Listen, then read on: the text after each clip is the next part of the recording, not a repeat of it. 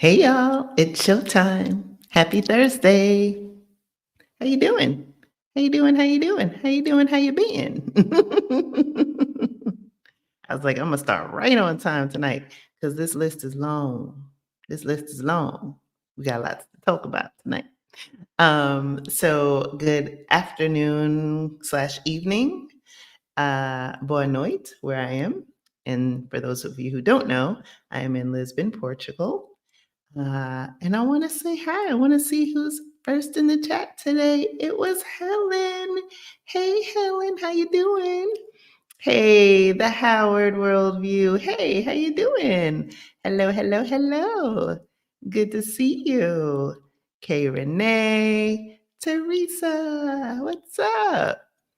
Junket, hello, hello. Greta, how y'all doing? Oh, this is so cool.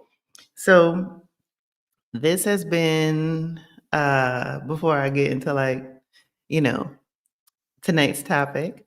This has been a crazy week. Last week, for those of you who tuned in last week, I had a special guest, my daughter, who is now back in the States. Today was her first day of class for the spring semester. So she's back in her routine, and I'm missing her terribly. But we'll talk about that a little bit later. Wanted to say hi. So probably should introduce myself. For those of you who do not know me, I'm Krishan Wright. I am the founder of Blaxit Global and the host of the Blaxit Global podcast. Blaxit Global exists to empower and inspire members of the African diaspora to pursue a life abroad. And it's Black History Month, so yeah, we're gonna be extra with it now. It's time to bounce. We have a channel member in the house too. Maureen, hey girl, hey. Oh, you're back in St. Martin. Yay. Hola, hola. Oh, we've got passport members in the house. We've got channel members in the house. Hey. How y'all doing? How y'all been? It's been a week. Hopefully, you have listened to our latest episode of the Blaxit Global podcast. Dropped that bad boy on Monday. Hope you are all enjoying season 6.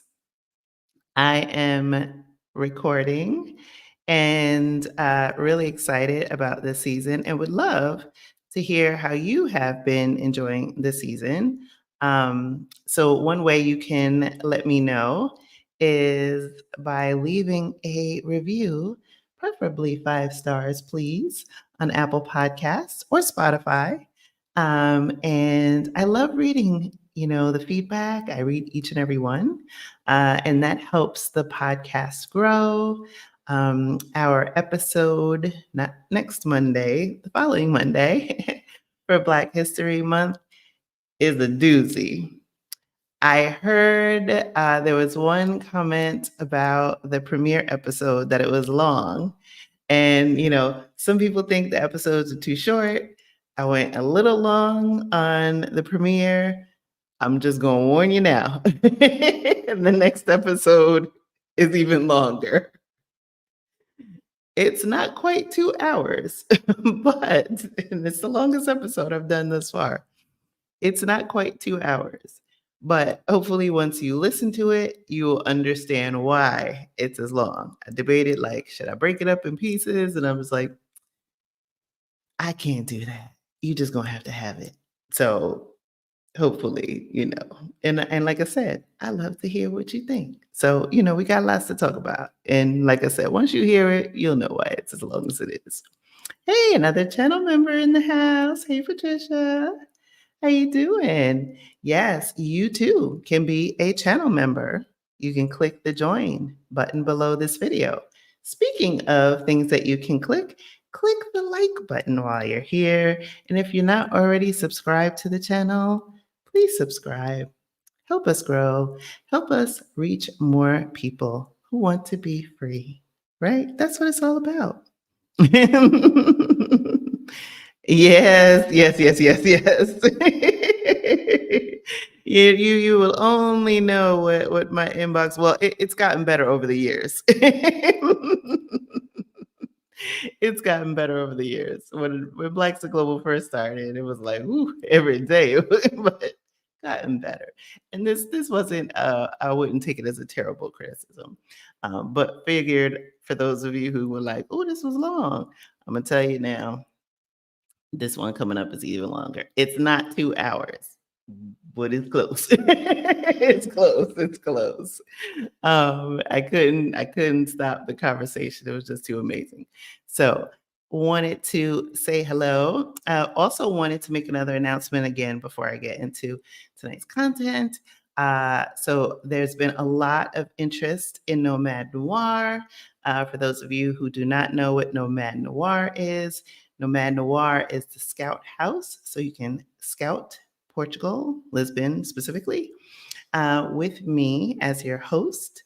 And so, running out of time, if you're interested in joining us for Nomad Noir, I'll be closing it down this month because now I got to focus on the amazing guests who will be spending either 3 weeks or 1 week with me.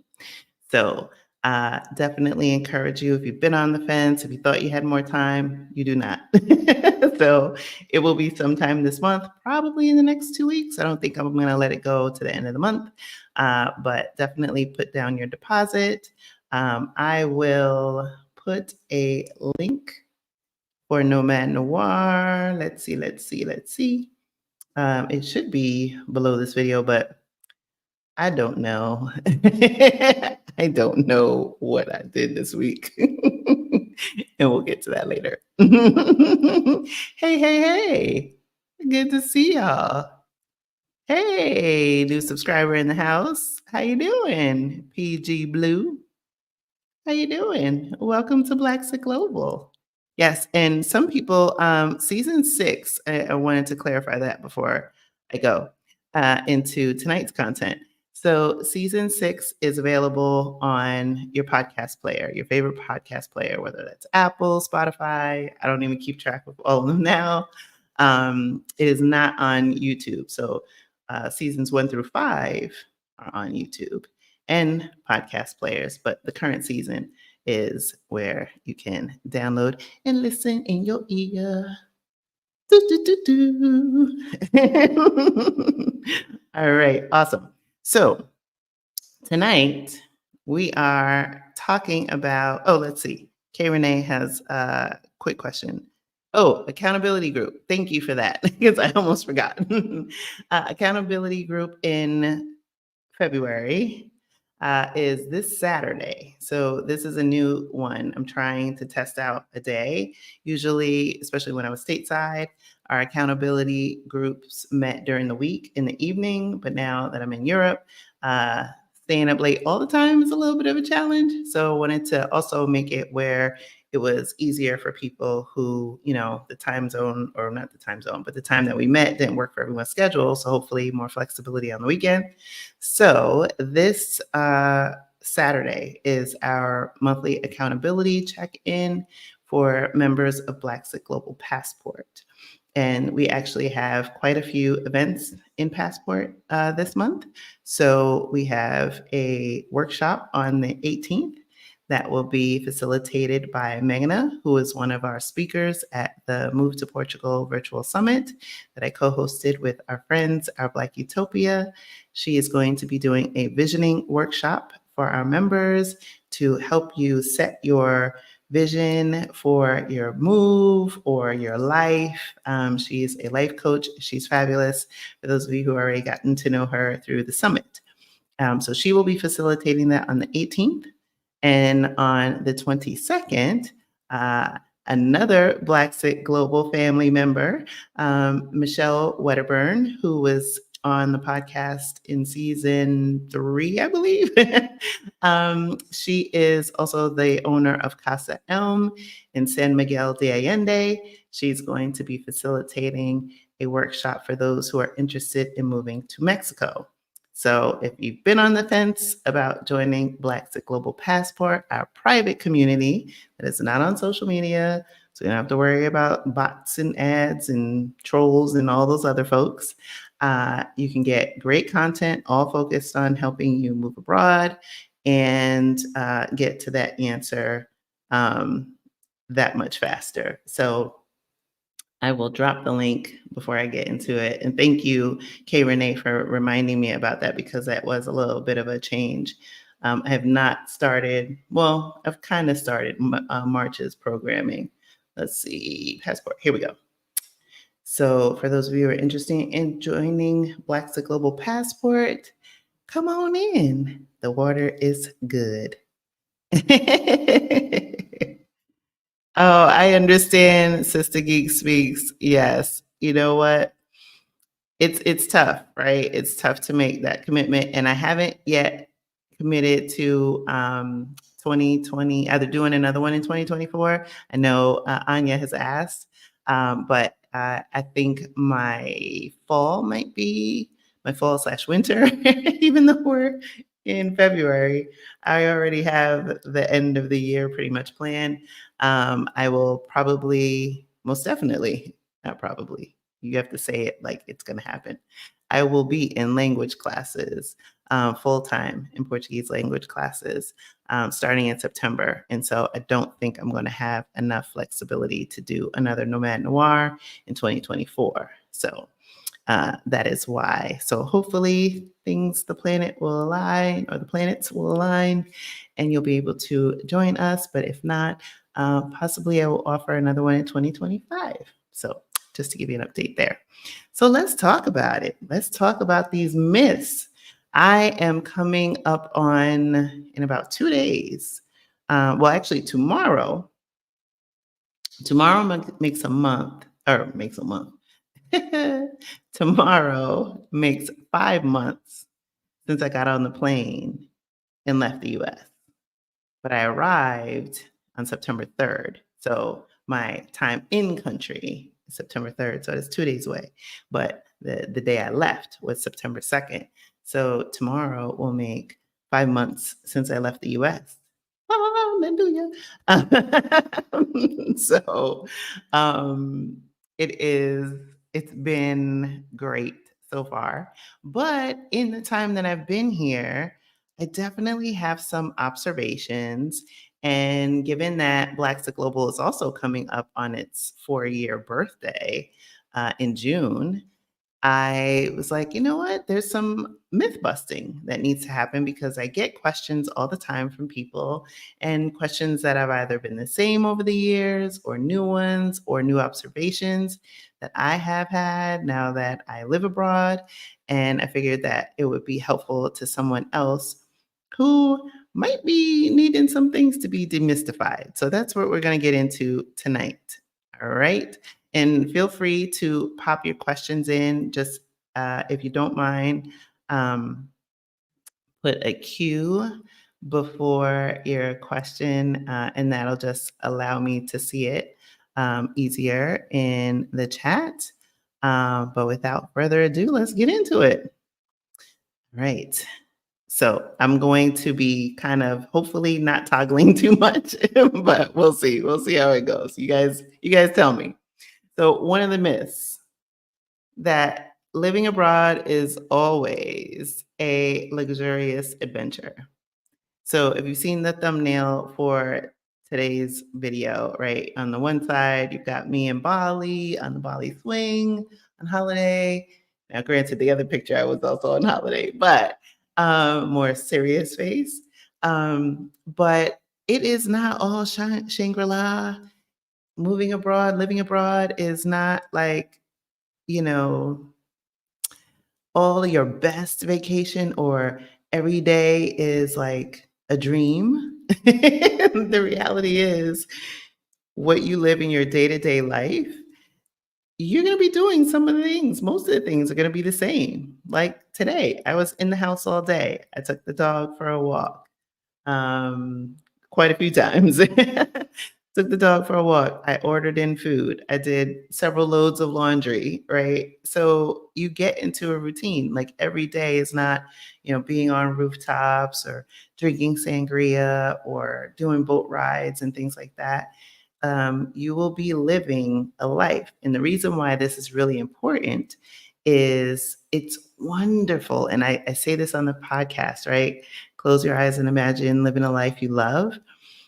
It's great to live in that, right? It's great to have that as something you can hold on to get you over that hump because I know, speaking of experience, there was some low days during the journey, and I had to have something to hold on to.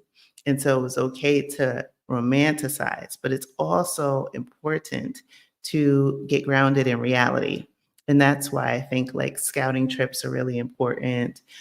Getting in community is really important so that you go with measured expectations, if you will, to help you have the life that you want. And also, I think too, the visioning workshop, for those of you who plan to attend that, like that gives you an opportunity for you to craft the vision that you want for your move, not something that you saw on Instagram or House Hunters or somebody else's life.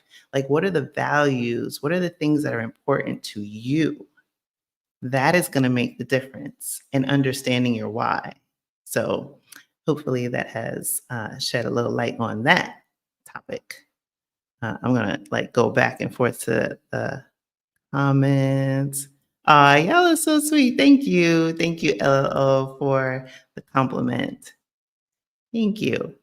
So, another one. You need good credit to move abroad.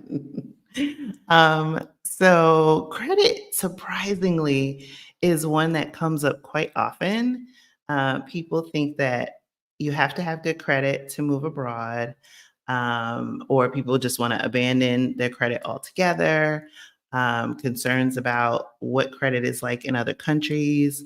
And honestly, when you start to travel to other countries and not just travel like on holiday, but I mean interact with locals and get to know the culture and the people in the country that you are a visitor in, you'll start to see that oftentimes many countries that I've been in is either a cash-based system or they only accept cards that are from their home country. So no American Express, no Visa. I've been in countries where those cards don't really mean anything. Um, and so you'll either need to use cash. Now, granted, right, where a lot of places are moving towards, cashless systems, but in general, the idea of credit is very much a US thing. So it's not to say it doesn't exist in other parts of the world. It does. But to think about your credit score as being something that follows you wherever you go, that is not the case. That is more a US thing. And so, credit, just like everything in America, right? If you look at like credit scores and all that stuff, it didn't exist until like probably like 40-ish years ago. Somebody in the comments keep me honest. But it was a way to prevent us from accessing, different things like being able to buy a house, right? All of a sudden you had to have credit, right? Credit was not a thing. It was you had cash, you paid for it. That's it, right? You go to different countries in the continent of Africa, cash, right? Like you buy a house, there's like no mortgages and things like that. Not that they don't exist, but I'm just saying like it's often that you go in certain places and homes are passed down through generations. This whole credit concept of, I will pay you Tuesday for a hamburger today, like, mm-mm. And when you think about credit as a system and the fact that a lot of people are in credit card debt that prevents them from having the ability to move abroad because they know they still need to pay those payments regardless of where they live. Um, it's a struggle. And so we spend a lot of time in Blaxit Global Passport focusing on getting your budget, getting your money right, because once you have that unlocked, right, you have that dealt with, other things open up and possibilities. Um, so yeah, credit is is not like a thing. Even mortgages, as an instrument, operate very differently. Even here in Portugal, like instead of like the 3% or 20% that you put down in the States, it's not uncommon for banks to require 40 to 50% upfront to buy in Portugal. And like I said, that can exist in many different countries in the world. So hope that demystified that. Oh, wow. Let me hear. So, Maureen, one of our channel members and passport members, some countries like St. Martin ask for a US credit score. Yes, when applying for mortgages. Wow, medical exam. Get out. Yes. And still other things are more important than credit score. Yeah, you need a 50% down payment. Yeah, it's not uncommon. Yeah, it is not uncommon. So I didn't have a credit check, Karen, for KF for um, the apartment in Portugal. I just had to provide, what did I have to provide? I had to provide my NIF, my ability to pay for it, like proof of that. I didn't require a guarantor because I only looked at apartments where that was not required. I think that was it. My passport. Yeah, I think that was it. It's so funny how sometimes, like, it's only been a few well, I shouldn't say it's only been a few months. Been a few months that I've been in country, but I've been paying for my apartment since May of 2023. So, I'm almost coming up on a year that I've had my name on a lease, but occupying my apartment, no. But, that's part of the journey. So let's get into another myth. Everyone speaks English everywhere. That is not true. That is not true. Nor should it be. Nor should it be. As Americans, I think many people, sadly, it's not uncommon for people who have heard, in America, we speak English, said to someone who is a foreigner or an immigrant, um, which is really rude, first and foremost, and unfortunate, especially as somebody who is learning a language. I make mistakes every day, either subject verb agreement, all that stuff, right? Masculine, feminine tense, things that don't exist, certain sounds that my mouth has not had to make in 49 years. And so it is something that I appreciate having grace. And so, I think when we go to different countries, we should not expect that English is going to be available, that you're going to find an English menu, that you're going to find someone who can help you in your native language, if English is your native language.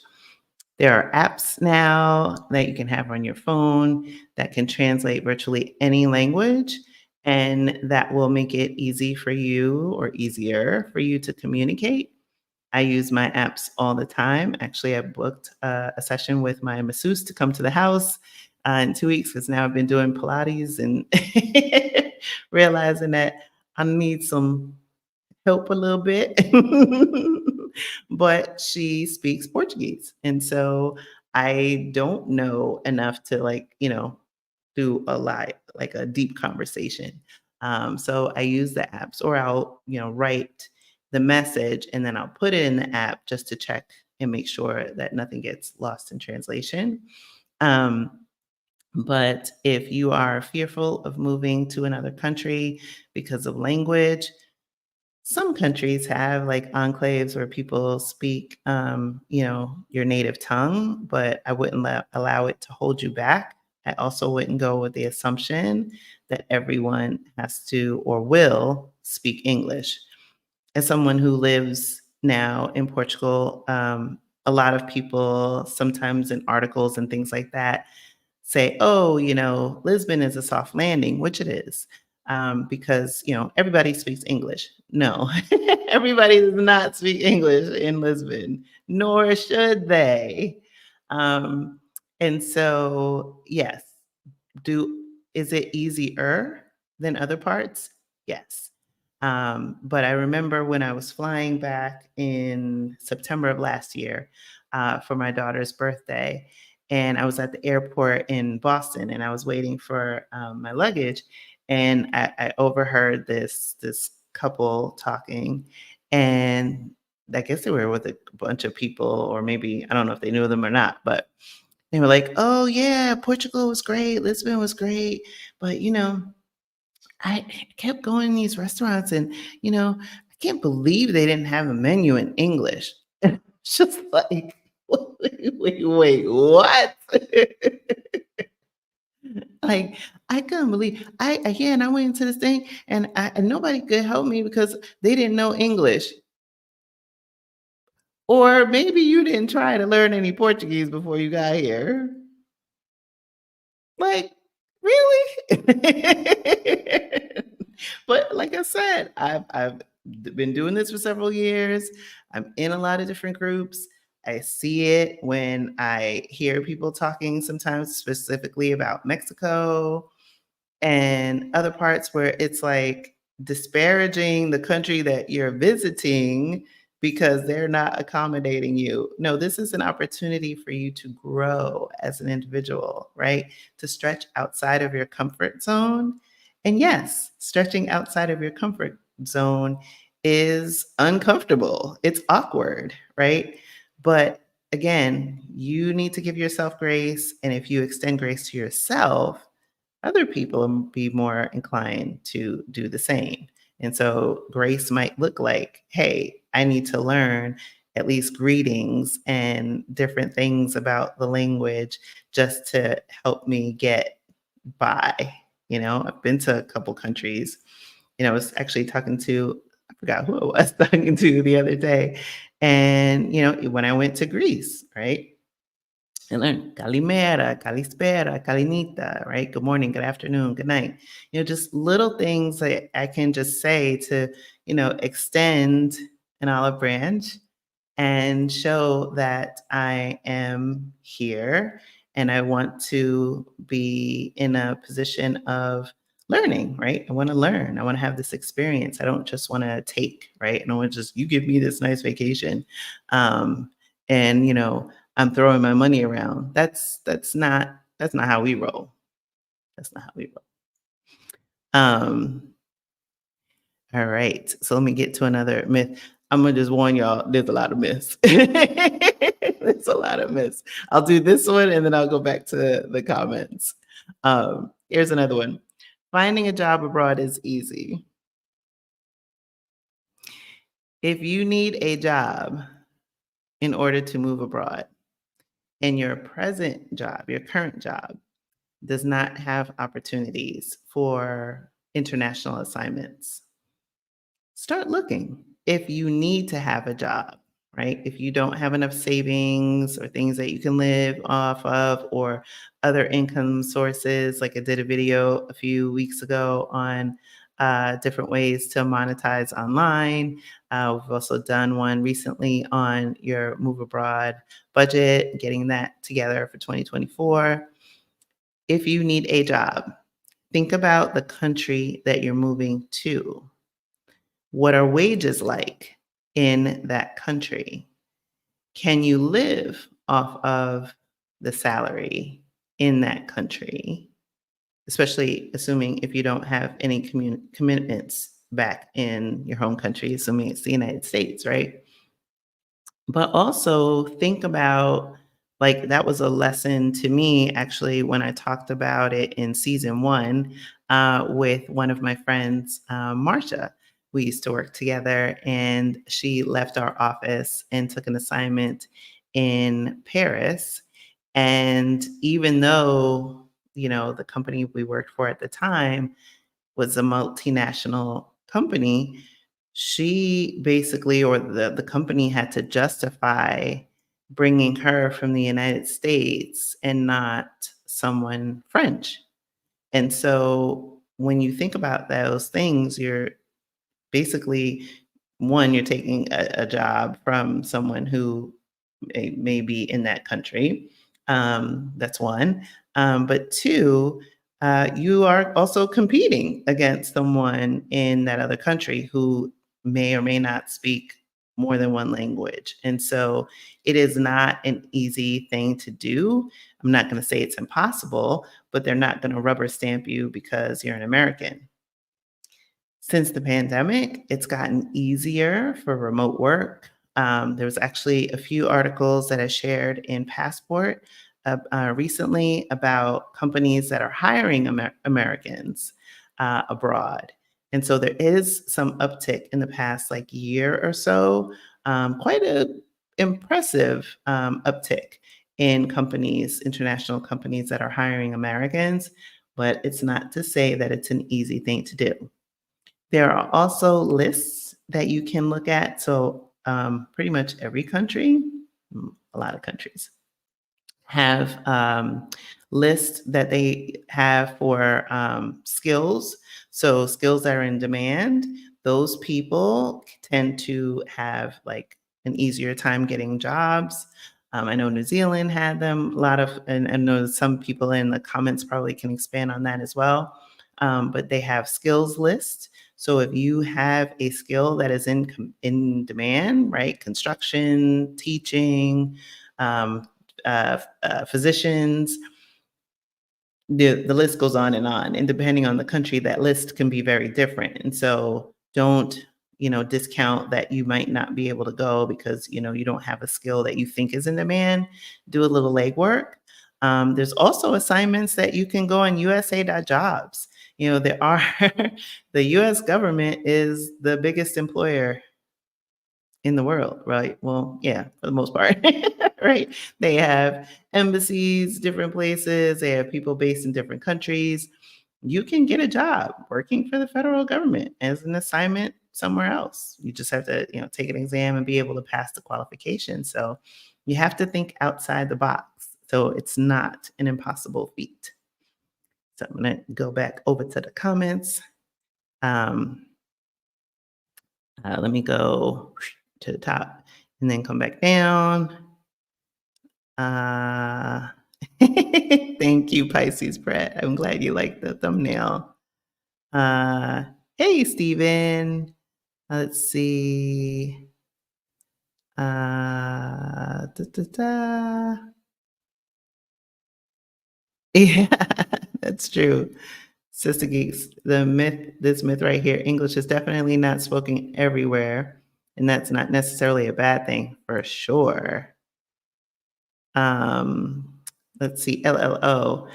Speaking of NIFs, didn't know border charges their NIF fee of 150 yearly if you don't remember to cancel once you receive your residency. Yes, once you receive your residency, so you, in order to have your NIF, you have a fiscal agent because you are not a resident. And so when you obtain your NIF, and like I'm just talking about borders process. And I think I covered that in my video that I did on using Border to get my NIF. But it does say on there to do that. So as soon as I got my residency, that was like the first thing I did was cancel my fiscal representation, just so that it was still top of mind and fresh. But if you do not, yes, they charge because they have to have like an attorney or somebody who's basically standing for you in that capacity. I hope that answers your question.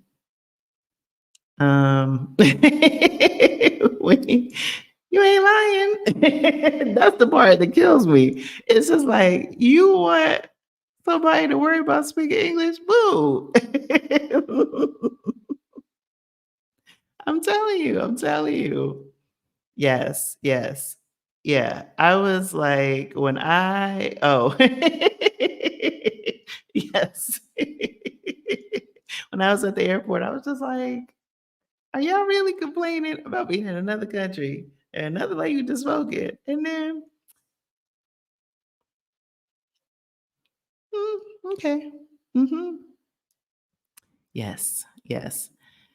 I'm with you, Sister Geek Speaks. I love solo travel. I've done group travel a few times just to get me outside of my comfort zone and meeting people. And I did that to push myself for a couple years. But now I've gotten my fill. And I love solo travel, and every time I travel, particularly solo, I spend time with the locals. Like, I'm not in a hotel, I get Airbnbs, Italy was the exception, I think. Yes. Yes. Italy was the exception, and that was because I tried to get an Airbnb, and not to digress, but Airbnb has been a little challenging lately. So, actually, did not use Airbnb for the Nomad Noir experience for that reason. They've been on some shenanigans lately. But yes, regardless of where I am in the world, I love, mixing with the locals. Um I did not have Saganaki when I was in Greece. Yeah. It doesn't surprise me. When I was in, Costa Rica on my scouting trip, which I talked about in season 6 premiere, 'cause for some people, they've been like, "What happened when you did on the scouting trip?" And it's taken me a while to get past the trauma to talk about it. Not disparaging Costa Rica, just my experience. Um, but I was in line for 4 hours waiting to get processed so that I could leave the airport to go to my hotel, my Airbnb. And oh my gosh, these Americans, I'm assuming they were from Texas. They had these big ass hats, they're and this was during COVID. So, I'm wearing masks, people are wearing masks, whatever. And I think it was like optional at that time. But in any event, you can imagine if it's 4 hours in a line that there's more and more people. And it's just like, well, if y'all trying to keep infection down, having a room of lots of people as these planes come in is problematic.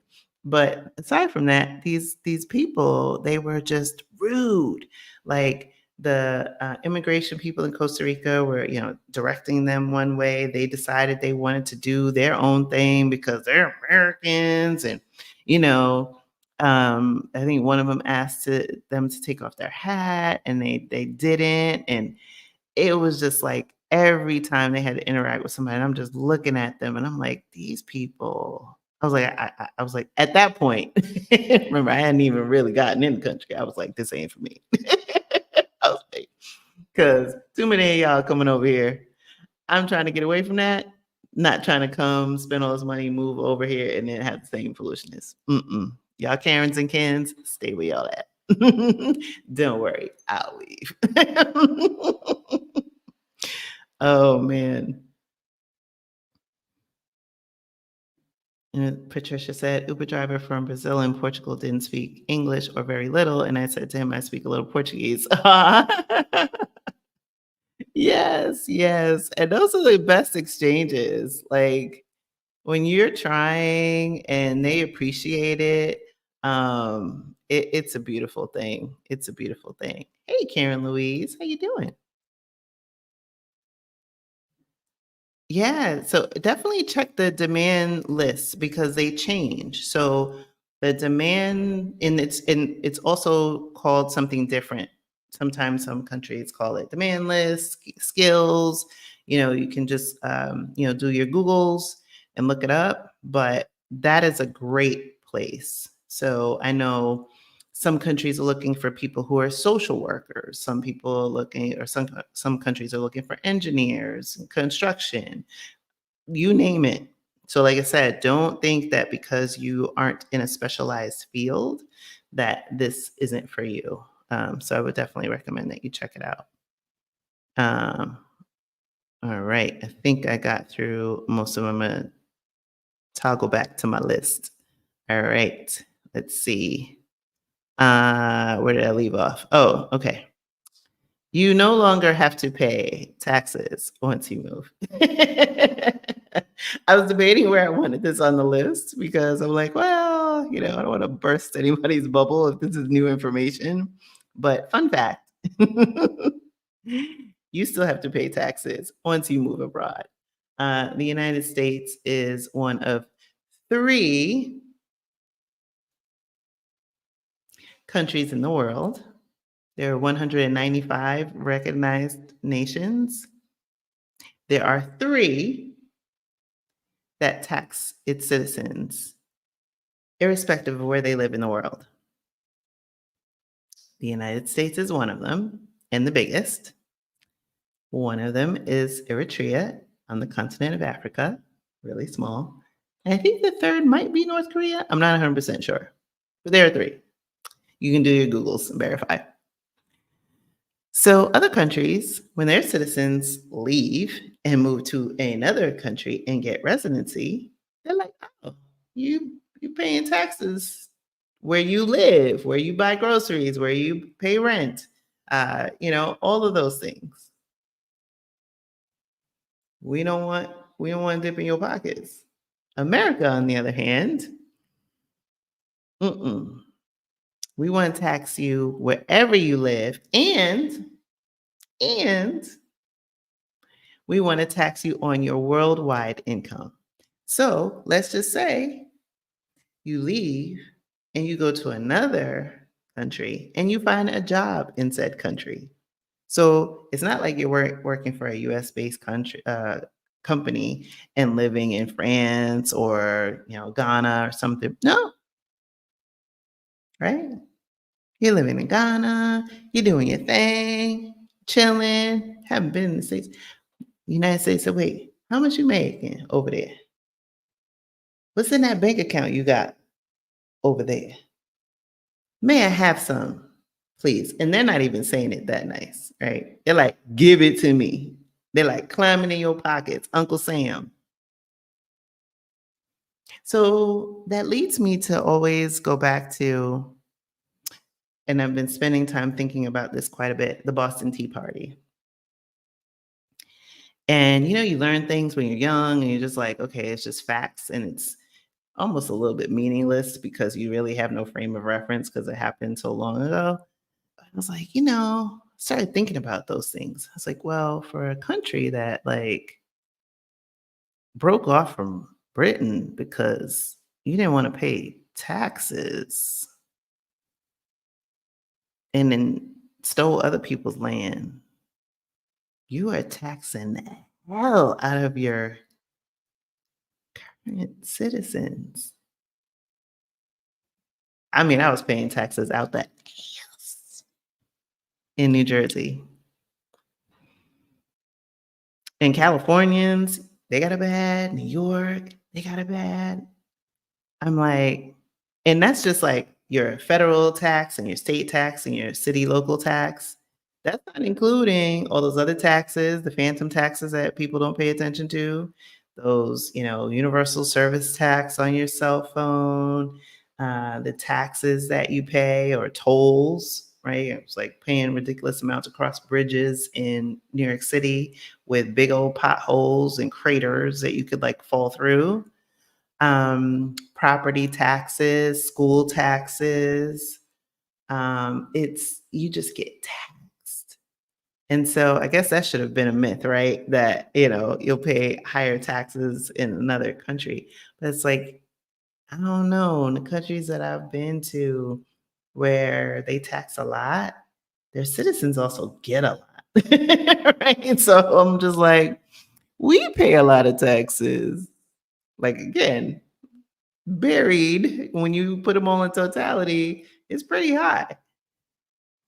And I don't see Americans getting a whole lot for that. I don't know. But yes, you still have to pay taxes. But there are tax credits depending on your situation. And if you are in Blaxit Global Passport, we have a session in there that references that. Or if you have purchased the replay for the Move to Portugal Virtual Summit, We had Katrina Haynes, who also did that workshop that's in Passport, but the one in the Moving to Portugal Summit is most current. That goes into the whole tax situation that you need to know. And so I would say for anybody who is, well, everybody, I should just say it like this. Consult a tax professional. If you're serious about moving abroad, consult a tax professional before you move. You have to pay taxes. What you need to know is based on your situation, not my situation, your situation, what is your potential tax exposure? And also, it would be in your best interest. And again, I say this if you're moving to another country, right? Like moving, not like spending 3 months or whatever. I mean, like extended stays. It's in your best interest to find a tax professional in the country that you are moving to.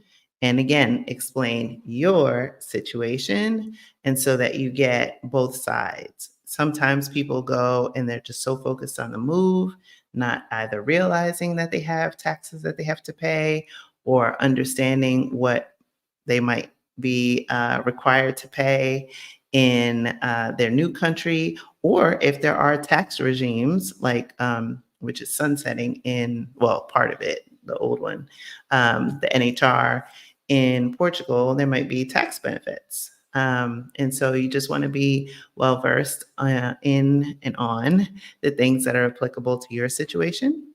So definitely want to let you know about that. Maureen said, I wouldn't mind paying a lot of taxes if we got anything for it. Fact.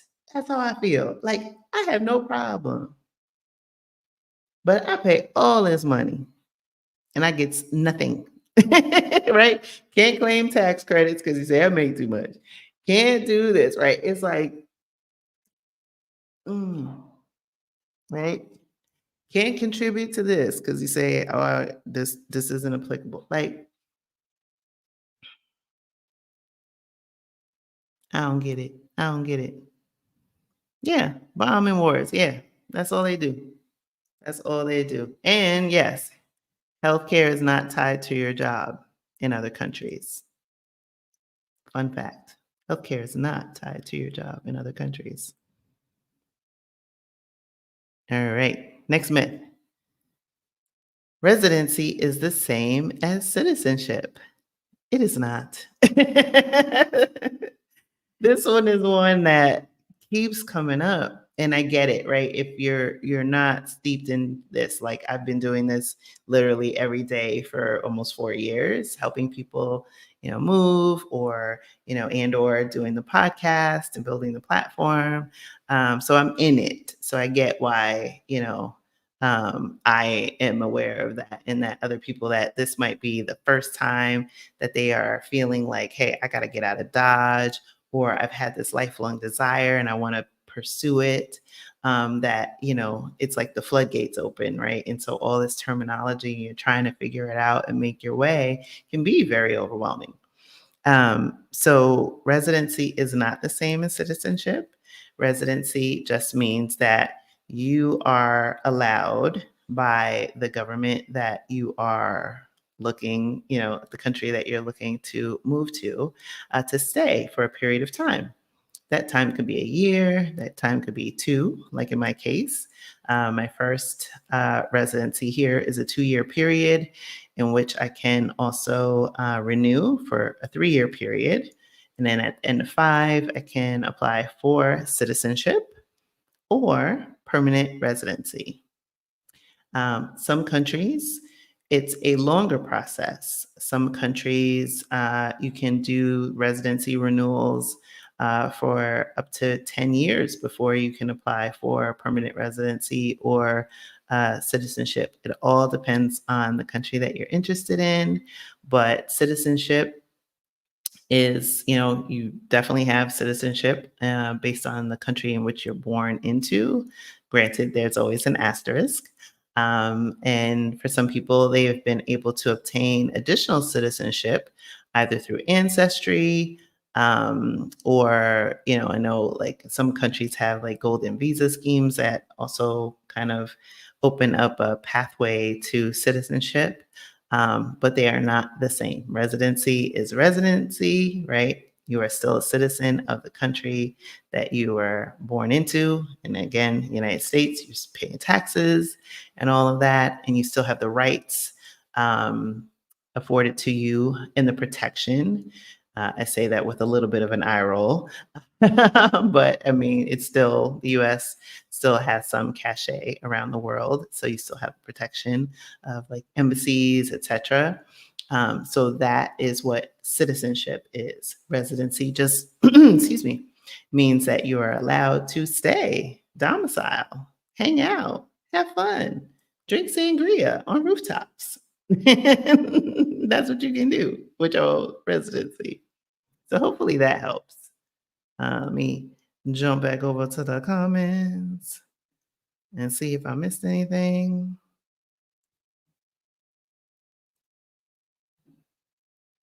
Oh, yes. Ooh, and I've been following that whole Brexit thing, especially as of late. Ooh, it was about a month ago, I think it was. The mayor of London is like sounding the alarm. He's like, look, y'all, we made a mistake. This shit ain't working out. Let's make back up with the EU. Because this is just, our economy is spiraling.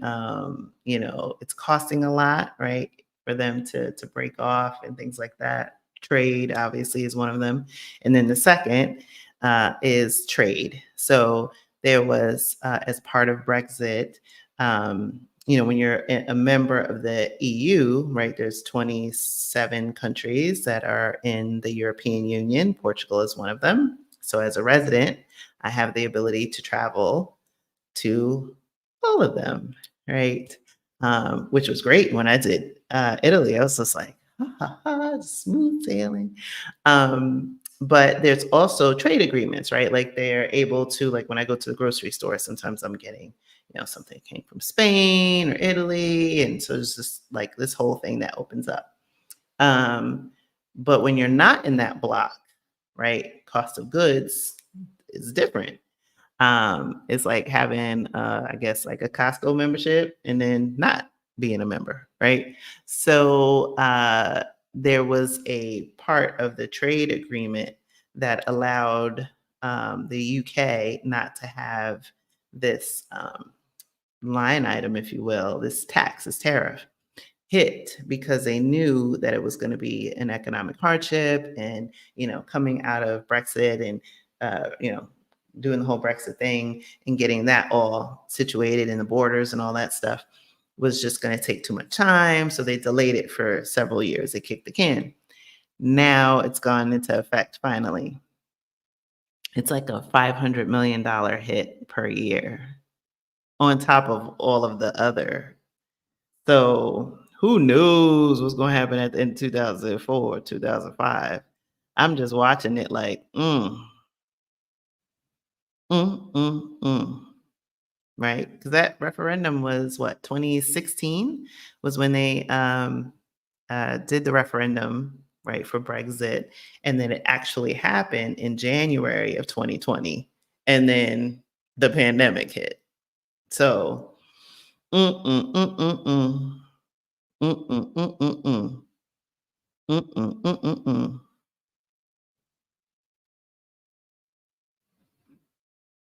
Wow, this can be Texas, 25 states. Texas, I've been watching that too. Woof.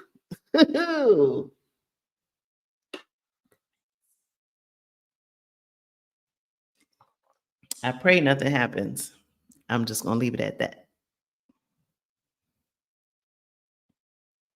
Let's see. Okay, going back to my myth list because, like I said, I wrote a lot. So, as a follow up, you have to give up your citizenship. So, myth: if you move abroad, if you get residency in another country, you automatically have to give up your citizenship. That is a myth. You do not. I am still a United States citizen. I still hold that. I fully intend on staying in Portugal and pursuing citizenship here, in which I will have a passport, a red one. Um, and I will still maintain my US citizenship. So I will have dual citizenship. Some people I know, like I said, they have a US citizenship. Shar, who was also with me in the season 6 premiere, talked in that episode about obtaining Jamaican citizenship through Ancestry. Excuse me. And she's also going to, at when the time comes, pursue citizenship in Portugal, in which case she'll have 3 passports. So yes, it is possible as an American citizen. Okay. Now, that does not mean if you go to another country, for example, I think when Tina Turner became a citizen in Switzerland, she ultimately renounced her US citizenship because Switzerland, I believe this was the reason, um, did not allow for dual citizenship. Some countries do not. The US allows for dual citizenship. So if you do move to a country that doesn't allow for it, then you would have to renounce. But just by virtue of moving, you don't have to give it up. And another point I will make without giving too much away is you will want to listen to the next episode of the Blaxit Global podcast. All right. So, myth, you'll instantly adapt to a new culture. What? Try moving neighborhoods, try moving states, right? Every time you do something different, you will need to adapt, and some adaptations are harder than others. Moving to another country in and of itself just has so many things, right? And language aside, right? You might move to a country like I was considering New Zealand. They speak English.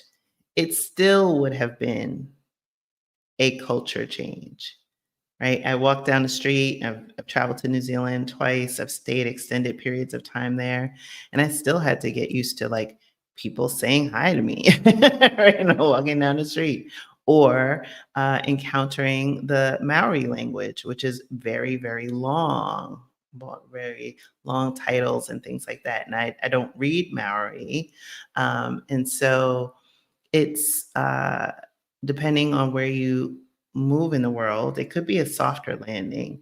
But there are other countries where multiple languages are spoken. And that's often the case on the continent of Africa. And you go into certain countries, people are speaking 5 different languages. And your ear, will have to get attuned. But that's just language. That's not customs, right? I've had to get used to certain customs in Portugal that are different than my home country, the United States.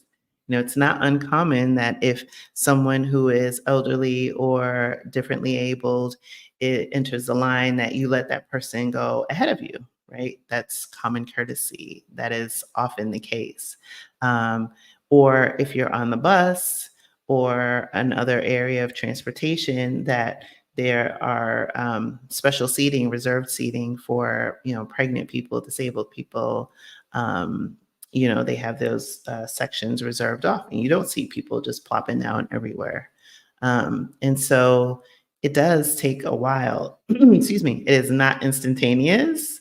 Every day is a new adventure, and you'll just have to accept that you're learning something different, and accept that that there's more that you don't know than you know, right? In your home country, in your home city, or city that you're currently residing in, you've probably got your rhythm. You've got your stores you go to, you've got your things that are familiar, and that they're so familiar that you kind of, I know, at least for me, I would zone out. Like I knew my route to the store, I knew my route to the office. And so everything else became blurred in background. Now that I live abroad, everything is in Technicolor. And so I'm, you know, absorbing this information and making sense of my environment. That's often the case when I get out of the metro. I'm holding my phone up to kind of orient myself to to where I've got to go, and then figure that out. But every day is an adventure, and so it is not an instant. And the reason why that's really important too is if you go into this move knowing that, it takes a lot of the pressure off. It takes a lot of the pressure off. You have to give yourself grace in this process. Another myth: expats only socialize with other expats. And I will say this, especially in Portugal, the Black expat community is amazing. I mean, we're amazing everywhere. I mean, I have a whole platform built around it, right? With so many guests having great conversations. We do amazing things, right? Not just in the United States, in the whole world, because, magic. But um, we don't always stay with one another, right? I have Portuguese friends. I don't get to see my Portuguese friends all the time, especially the one in particular. She lives about an hour out from me. But yeah, it is not uncommon. And I would say, like, friends in the capacity of, like, she stayed over at my house. I've gone over and spent the day with her, things like that. Um, and then there are people that I interact with, right? Like the woman that cleans my house, my masseuse, who does my hair, right? And so, all that is to say is that once you start to open the aperture and expand beyond that, that's where growth happens. That's where you find these, like, you know, different experiences. I don't want to say like hidden gems because I think that's overused, but different experiences. That's where you have the depth of your culture, right? You'll start to learn different practices. You'll get to know different pastimes and traditions that the locals will be able to share. And they have a lot of pride in that. So I would say, is there familiarity with associating with, your expat friends? That's great. But I would caution you against just existing in that bubble because there's so much on the other side of that. And again, for your, like, the beginning part to get your sea legs underneath you, yes, that's great. But I think you will have a missed opportunity of having a deeper experience if you don't challenge yourself to go another layer deeper. All right, going back over to the comments. Whoop. Hey, Ty Libra's in the house. Let's see. I'm going back. Yes, I think there is something with Brits and staying in the EU. There are some that came over that I've encountered that came over to Portugal during the whole Brexit thing. That I guess they had like a sliver window, and they went to other EU countries because either they worked remotely or they were retired. So I have actually met quite a few Brits who have taken advantage of that, but they admit, like, that was not a good idea. um, yes, Frederica says the U.S. has tax treaties with many countries, including Portugal. Correct. Yes, and get residency in a no-income state in the U.S. before leaving. Yes, I am a resident of Florida. Yes, yes, yes.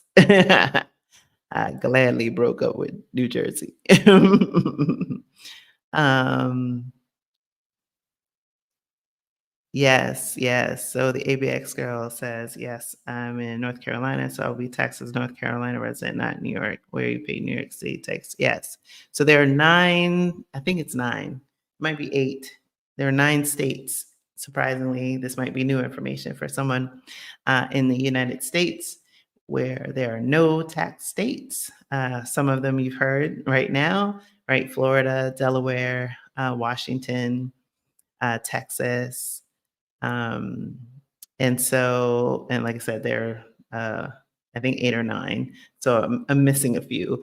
But some people do, when they have a little bit of a longer tail to their move, um, can or have changed their domicile and move to a no tax state in advance of moving abroad so that they can break from those high tax states.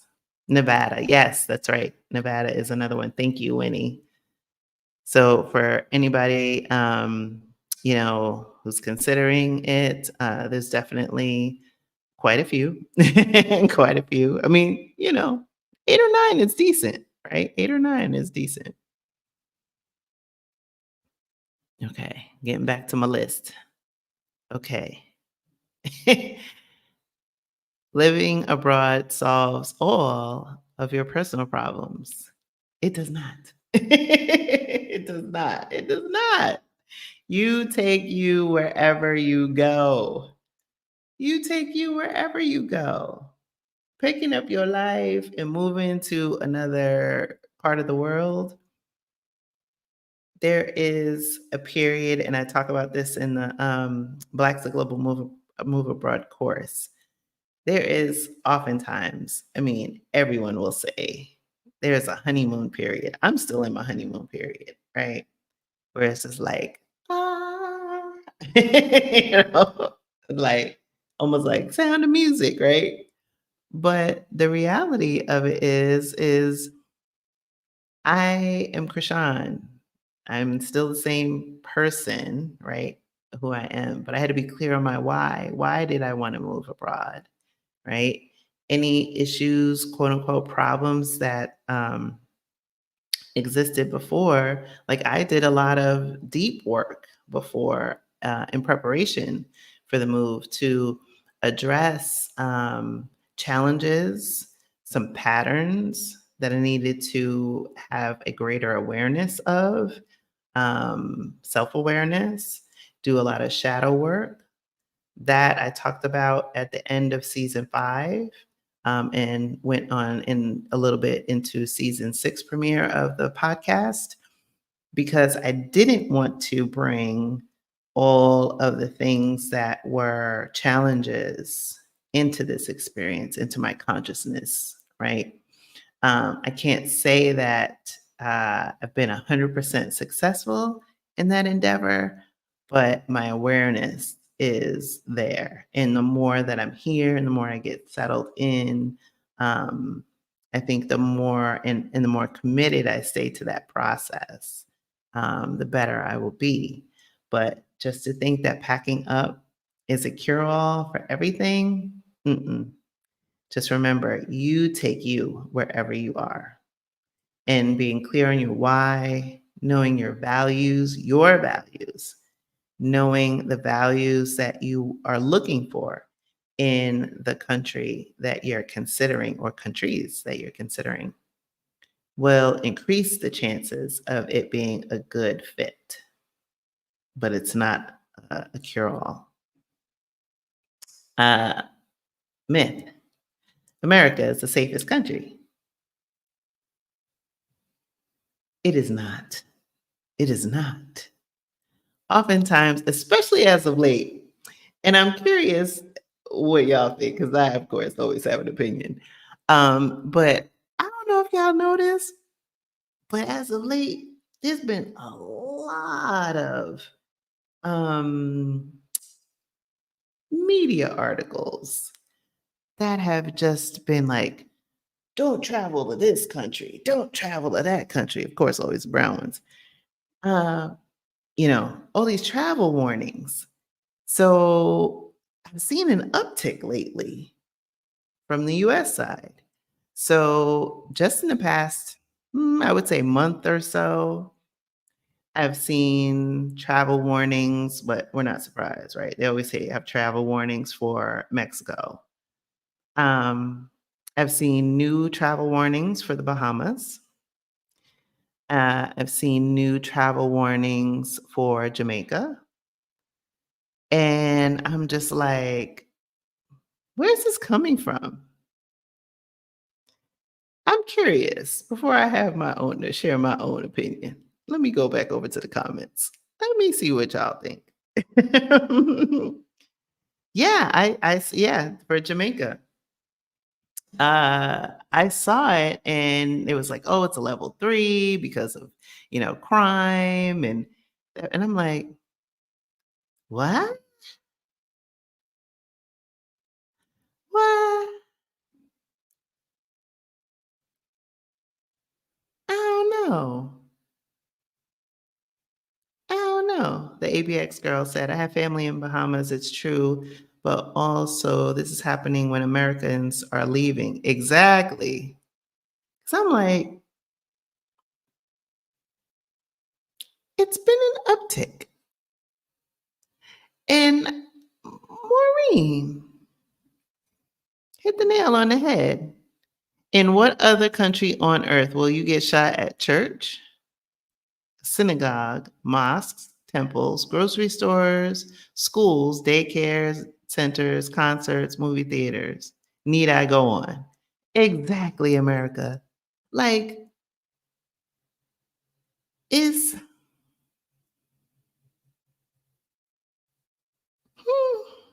I'm perplexed.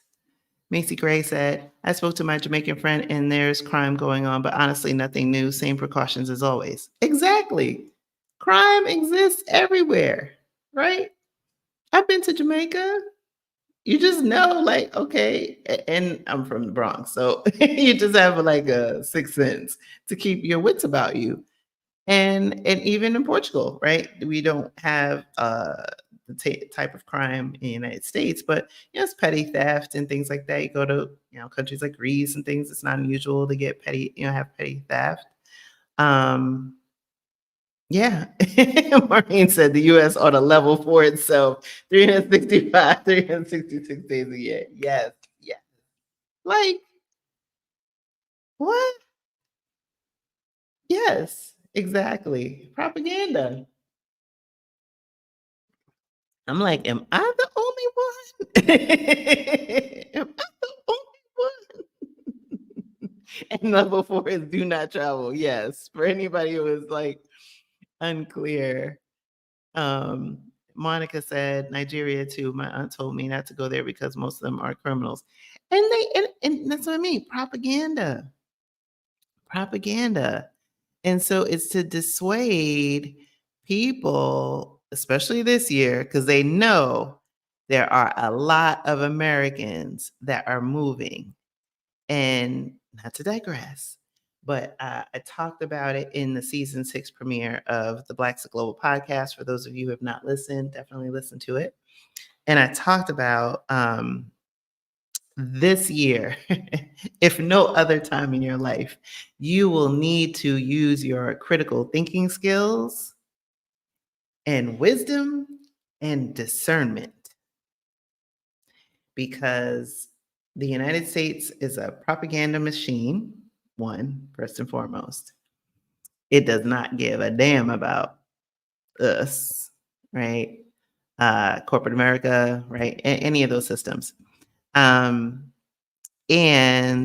even celebrities, because it's a very celebrity based culture, celebrity obsessed, right? Everybody knows what's going on with Kanye, Kim, all this other foolishness, Nicki, Megan, whatever.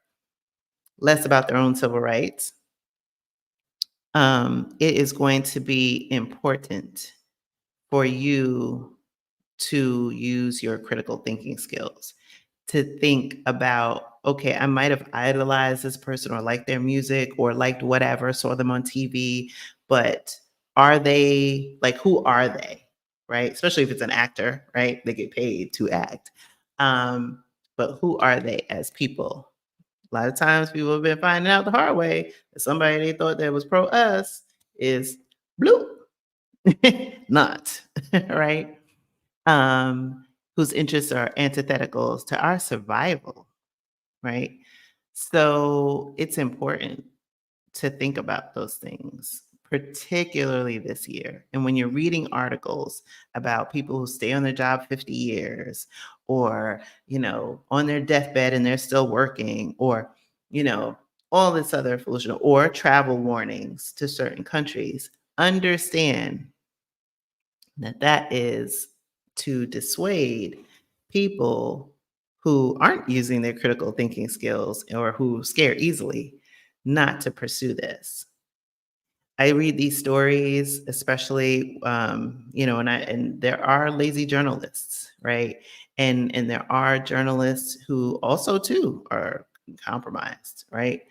And so I read certain articles, obviously with a keen eye, and one of the things that I've been seeing is just like a head scratcher when they say, "Oh, especially articles about us moving to different countries, different parts of the world. And they'll say, yeah, we reached out to the US State Department on, numbers on Americans who are, moving abroad. They always have numbers on people who renounce citizenship because that has to be publicized in the registry, et cetera. But people who leave the country and seek residency in another country, they're like, oh, but they don't keep numbers on that. I'm like, how Sway, how you gonna write this article and then ask the State Department and then accept that as a response when, again, going back to what I said a few minutes ago, there are 3 countries in the world that tax their citizens on their worldwide income. And Americans have to fill out what's called an FBAR every year and disclose what money they have in foreign bank accounts that exceed $10,000, right? So you know where the people are, you know how much are in their bank account, but you don't know numbers on Americans that are living abroad and moving abroad. They don't want to publicize the numbers because it's bad. It looks bad. So again, wisdom and discernment and support independence like me, right? Independent podcasters, independent thinkers, right? Mm-mm-mm. Let me tell you. Exactly. They don't know, but they know when they want their money, right? They know when they want their money because they know. They know. And they lie. And they lie. Karen, yes, yes, yes, yes. And so I wanted to show you to support this fact a little bit more about, America and safest countries, because somebody's going to say, oh, because somebody, auntie or uncle is going to say, why are you moving here? Right. So let me make sure you can still see. Okay. So this is the Global Peace Index. It comes out every year. It looks at countries, all the countries, and they have these different criteria that they're measured. And let me give you all the link um, for those of you who want to either look at this at your leisure, but I will drop that in there. Okay. So if you look at the Global Peace Index, and I'm going to scroll now that I'm back on my screen, and this is just showing the top 11. Iceland has been number 1, I think, since 2021, maybe longer. Denmark, Ireland is number 3. New Zealand was going to be my original home, but it's always my boo, my bae. It's number 4. Austria, number 5. Singapore is number 6. Portugal is number 7. Slovenia is number 8. Japan, number 9. Switzerland, number 10.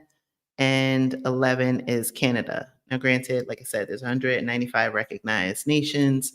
I think the Global Peace Index looks at 136, I believe. So let's click on Portugal for fun because I live here, right? So it breaks down a composite index on peacefulness.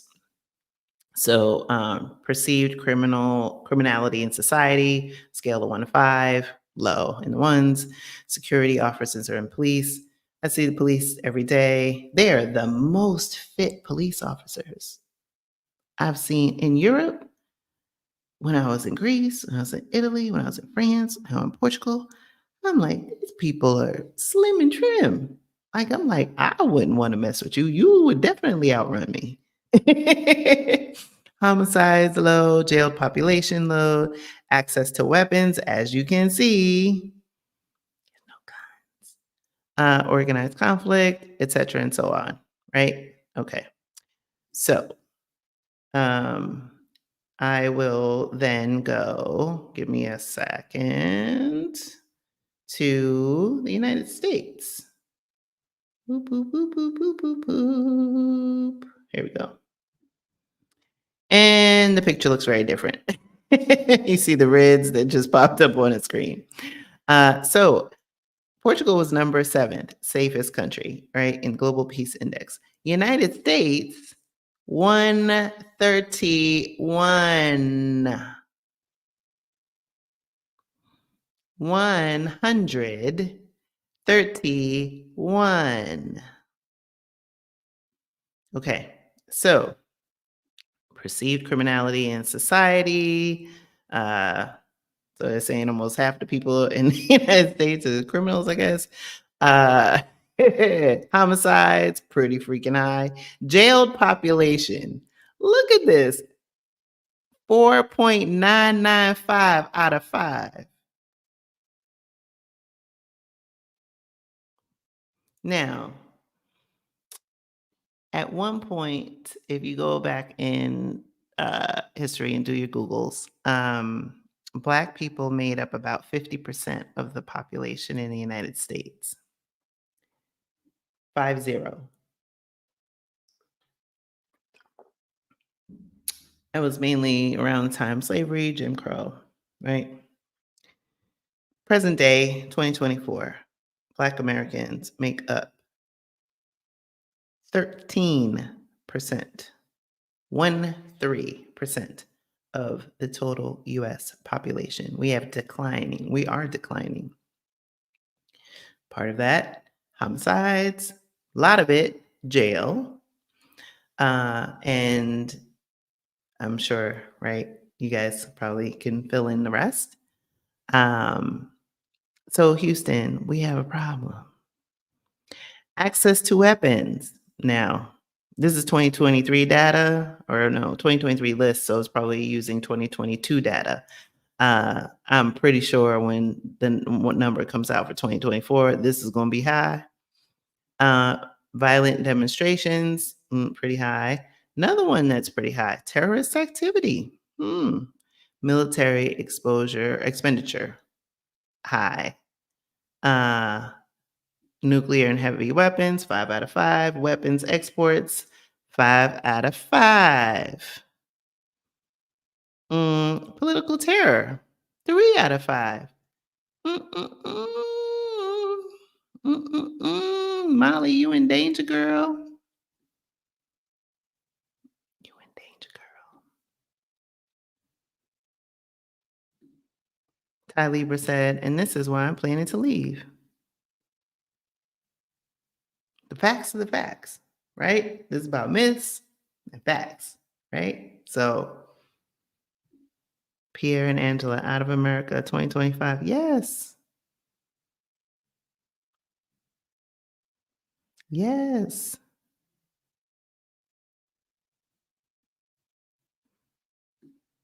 Yes.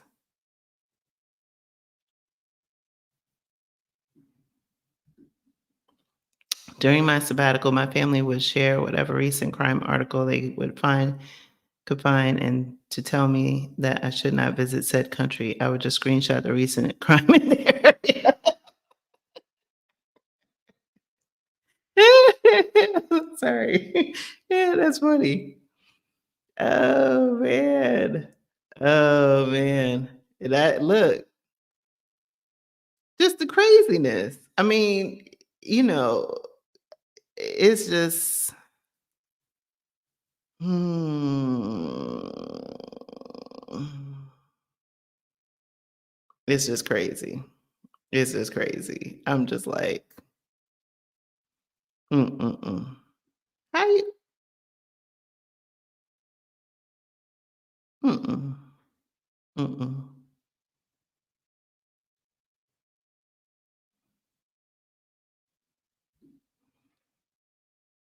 Oh, Cheryl, I think, yes.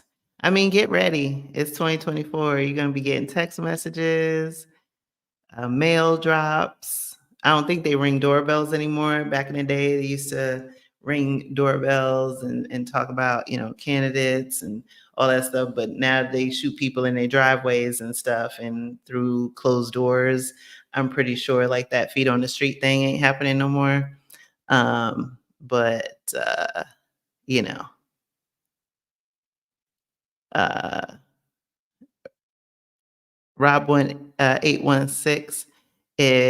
This might not be the live that you want to join for today, because we ain't about that today.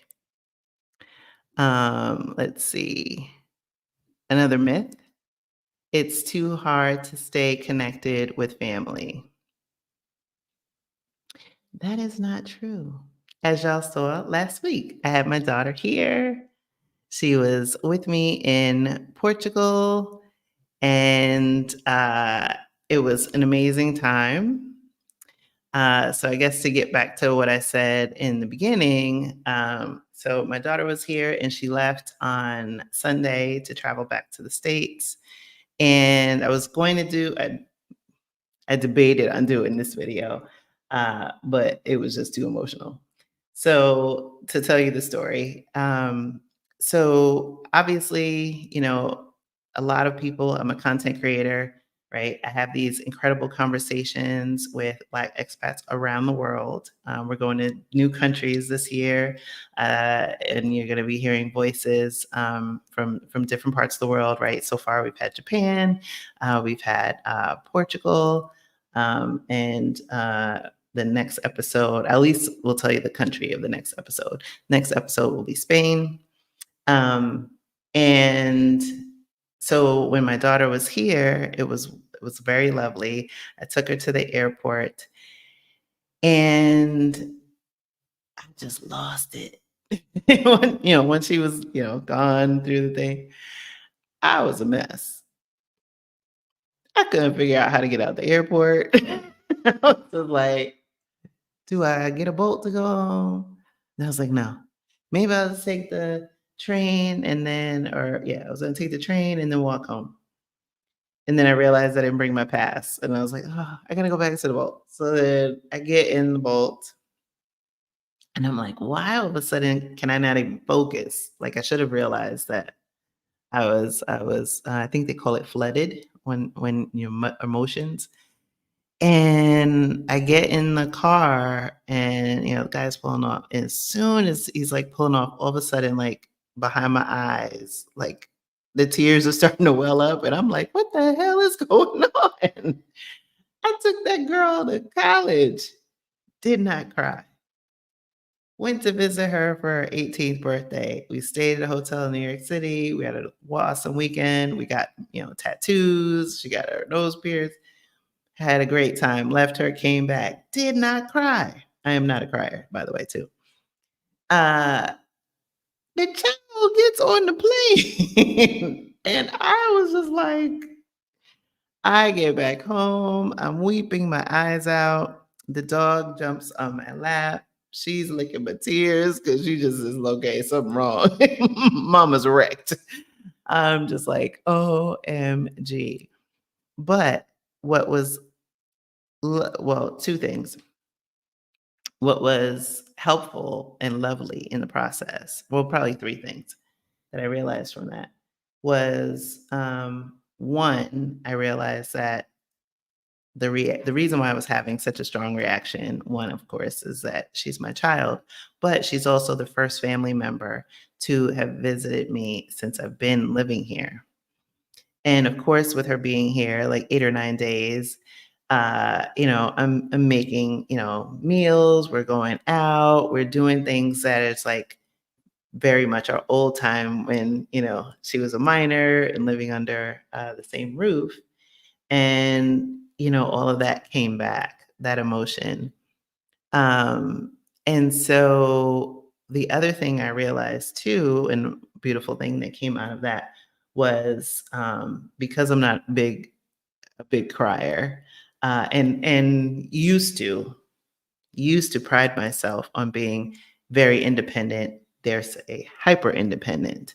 Uh, and because of that shadow work I talked about earlier, instead of retreating into my Cancerian shell, my little Cancerian crab shell, I went into our group chat. And so you've seen a few of our Black School Passport members 2 videos ago who joined me on the live. And I get in the group and I'm just, sharing, this is what I'm feeling. And the group supported me so well and, validated my emotions and feelings. And I felt completely safe and supported. And that got me through the rest of the day. And so I was proud of myself that I didn't default into what was my old behavior, right? Maladaptive behavior, which was I can, lick my own wounds. I'm all right. I'll just retreat and stay to myself. That I was vulnerable and open and sharing. And in doing so, right, taking a risk, that I was supported. So that was growth, and I was happy about that. So I did the self-care. I did, stay home for the day. I talked to my mom, ordered in, and then I was better the next day. I was actually, yeah, better like late that evening, but the next day for sure. Um, and that is through having the power of community and also, again, doing that shadow work and really taking a look at yourself and knowing and learning about who you are. And so when you do that, you can stay connected. You can do video chats. I talk to my daughter literally every day. Um, and my son, he's a little older, and he's a boy, so it's a little different. So not every day, but you can continue to stay connected. But the reason why I wanted to share that, and I decided not to do a video because it was a little too raw, and I didn't want to be a meme. um, but the reason why it's important is because a lot of times on this journey, and especially like I said, as a content creator, you you're hearing about the highlights. You're hearing about it's great. We're doing this, rooftops, traveling in different countries, and it's affordable and all those other things. And many of those things are true. But there are also downsides. There are also things that you're going to miss certain life events. There are times when your family's on a visit and it's going to hurt when they leave or you visit, and it's going to hurt when you go. And so I wanted to say that to demystify it, but to let you know that it doesn't mean that you can't or you shouldn't. It's just to paint a realistic picture of what life is like. So let me head over to the comments.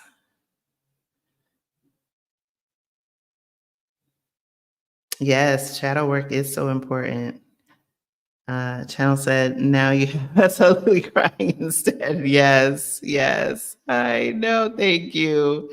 I am not, but I was just like, if I do it now, and I debated, and I was like, even Monday, I was still a little like cry on demand, but I was like, I don't want to be a meme. That kind of like said, not that that's not a good idea. Lady Rita said, I like how you seem to let her embrace her independence. Yes, yes, yes. I wanted to definitely encourage both of my children to be free thinkers. I've lived my life, they're the parents live their life. Like this is their life to live. And so if I've done my job right, then what I've poured into them will hopefully support them. Yes, who's cutting onions? I know. I did. I got that quick. I got used to having my baby back. I did. Yes, I did. I was doing the ugly cry. I was like, oh, and then it was so cute. The dog just jumped up and she was just like, and put her paws right here, like, are you okay? It's like they instinctively know. KF said, yes, empty nester syndrome. Yes, it totally it crept up on me out of nowhere. I was like, "What the hell is this?" And then I called my mother, and later that day, I was walking the dog, and she can hear it in my voice, and she's like, "Hey, how's it going?" I was like, "I'm all right." Because my obviously you guys see me every week, right? I'm usually very up. I'm like, I'm all right. She's like, you're sad. And I was like, yeah. I can laugh now, but let me tell you, it's a little something still back there, but it's at bay. Moving on. Another myth. Oh, and I gotta speed these up because I'm like, Lord, oh my gosh, it's 12:05. Okay. I gotta I gotta put it in gear because I need to go to bed before 1. Okay. Another myth, financial stability is guaranteed abroad. I mean, is it? Right? Currencies change daily, right? Currency fluctuations. It's in your best interest to look at currency converters. I've shared a few on here before. To look at your home currency against the currency that you are considering to move to. And are you comfortable? Like, for example, the euro is historically has been, with the exception of a period about a year, a little over a year ago, where it was on par. But historically, the euro has been stronger than the dollar. That can fluctuate, up to 10% at times. Hopefully, not more than that. But you have to be okay with that, right? Where you would be potentially losing, 10%. Like I said, it's also gone down more than that. And I'm just using the euro as an example. But in and of itself, can it being moving abroad provide some level of financial stability? Absolutely. I mean, there's people that are living their best life. Mexico, Southeast Asia, on the continent of Africa, in several countries. And so, yes, you can improve your financial situation. But is it a given on its own? No. And so that's why I think those things that I mentioned will help you, so that you can put your best foot forward and be on solid ground. And with that, moving abroad is always cheaper than your home country. Nope. When you look at that global peace index list, there were countries like Switzerland, way more expensive. Iceland is number one on the global peace index. Iceland is the most expensive country I have ever traveled to. I love Iceland. I thought it was great. I would love to visit again.